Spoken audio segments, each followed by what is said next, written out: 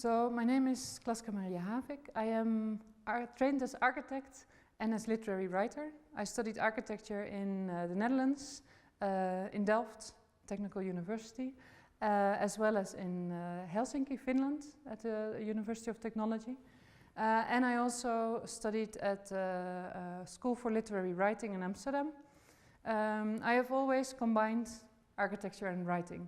After my architectural studies, I started to work for one of the big architectural magazines in the Netherlands, the Architect, where I wrote about architecture in the Netherlands. And afterwards I started my own office, architectural office in the city of The Hague, where we did a lot of projects about renovation of former industrial buildings and former schools, old buildings renovations into cultural premises. I was involved in the redevelopment of a big ship wharf into a cultural venue in Amsterdam, for instance. I have always combined writing and architecture. As an architect or as a writer for architecture magazines, but also as literary writer. I have been writing stories and poems as well. So when I was asked by the university in Delft to come back to teach, but also to write a dissertation, my proposal was to bring architecture and literature together. So that's what I am doing at the moment. I'm teaching architecture. I'm not designing so much at the moment, but I design, of course, a lot with my students. And in my research, I bring the two disciplines together. And I look at how literary writing can be productive in architectural research.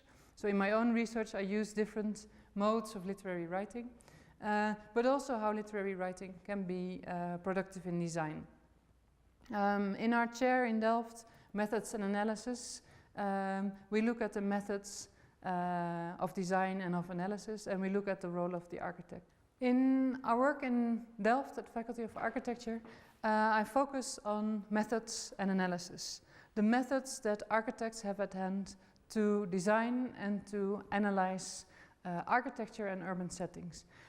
We question what is the role of the architect in contemporary society?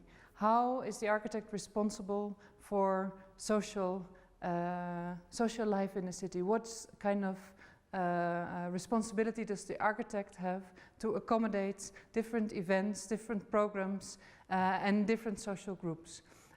So we're very interested in the social aspects of architecture and in the way that architecture is not only designed but also how it's used and lived by the people. In my work, I focus particularly on literary methods to understand these questions of architecture. Since in literature we find very accurate descriptions of how people use, experience and imagine urban spaces and architecture. So what I did in my own research work, or what I do, is to bring together architecture and literature. And the book Leer, escribir, arquitectura, Urban Literacy, Reading and Writing Architecture in English, is an outcome, one of the outcomes of that investigation. And what I try to do is to see how literary methods, the gaze of the literary writer, could help us architects to understand more about the way that people experience architecture, about the use, the role of the user, about social life, and about imagination as a creative force in imagining new situations, new architectures, new urban places. I have looked at how literary writers have a talent to closely observe and describe experiential details.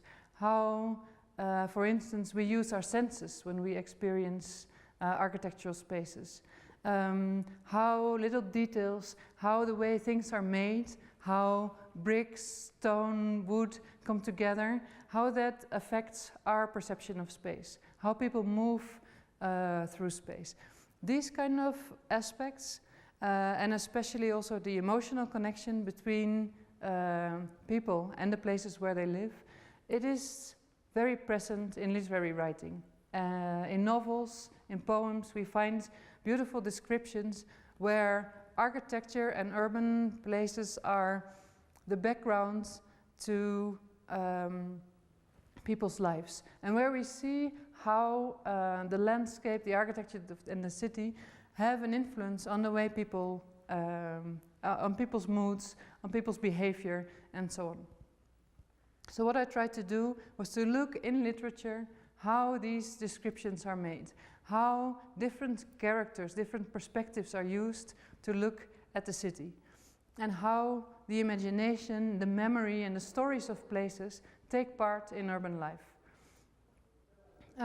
Architects, I have argued in this book, could make use of such literary techniques if architects develop a sensitivity to not only look at the visual aspects of architecture, but also of the experiential architecture, of the way that we experience architecture with our senses, of the role of details and craftsmanship in architecture, of the way that people use the city, we could make better designs. And this is also what we teach our students. We took our students here to Bogota and we asked them to read, as it were, different places in Bogota. So how do you read architecture? By closely observing and by maybe defining some aspects that you want to analyze. And our students went into Bogota, and for instance they looked at the social cohesion. We call this the notion of the commons, the way that common practices, the different social groups make use of the city. What are the daily practices of people? How do they use the city? How do they manifest themselves in public space? And in which ways do they have common resources of the city that they use?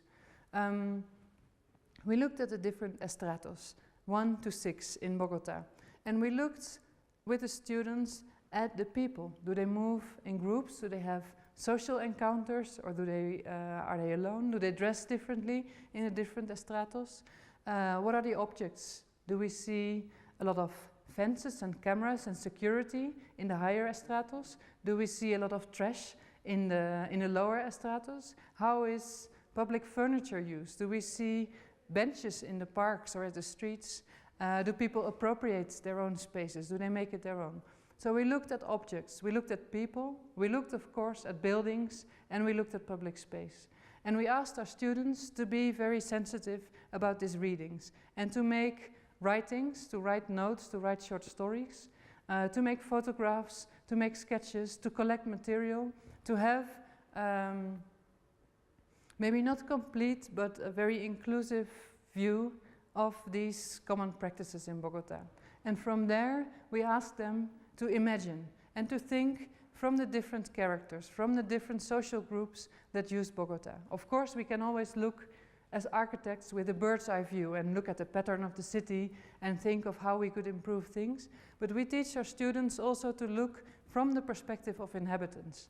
So we had some students here in Bogota who were looking at these practices on the street. People who are street artists, or people who collect the garbage, or the shoe shiners in La Candelaria in the center. And the students started to look at the city through the eyes of the other characters and thought, okay, what kind of improvements could be made to accommodate the practices of these people? Would they need shelter when there's rain? Would they need some space to store their stuff? Would they need to improve the, I don't know what is the name of the little carriages that they use to collect the trash? So the students were looking at these different characters and trying also to analyze the city through these characters and to see how, from the perspective of these characters, they could use their own architectural expertise to make new designs and improvements in the city. And in that case, architecture is not necessarily a big building that's very visible, but it could also be small interventions in the city that improve the life of inhabitants. So these are a few examples of how we use this idea of reading and writing of closely observing, of working with different characters, and of imagining new situations in architecture as a method to improve the life in the cities. The book sketches 3 different literary perspectives. One has to do more with the experience of the city and experience of architecture, with the theory of phenomenology, the way that we perceive architecture. That part is called description. The second perspective has to do with the social life of the city. It's called transcription, and it speaks a lot about the way that people use architecture and how architecture and the city is co-produced by its inhabitants. And there, the theory of sociologists and philosophers such as Henri Lefebvre, Michel de Certeau are very important to bring in this notion of spatial practices and common practices. How do people use the city, and how can we as architects learn from that?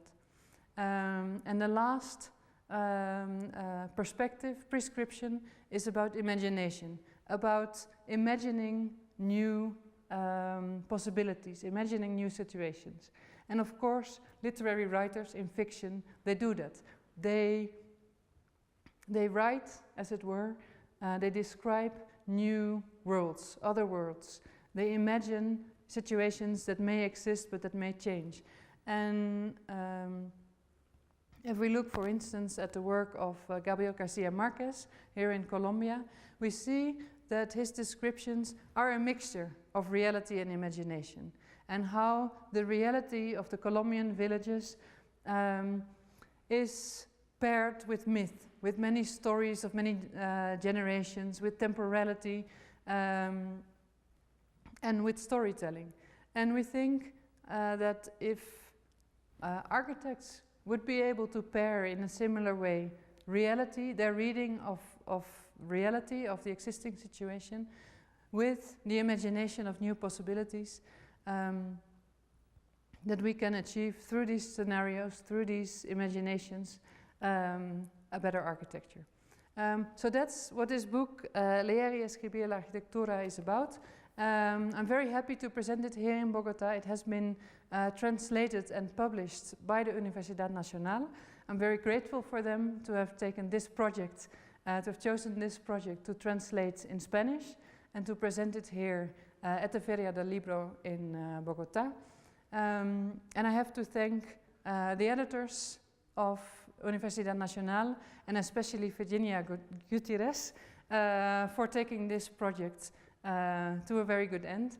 And I hope that it will be used here at the university by architects, by students, and by writers.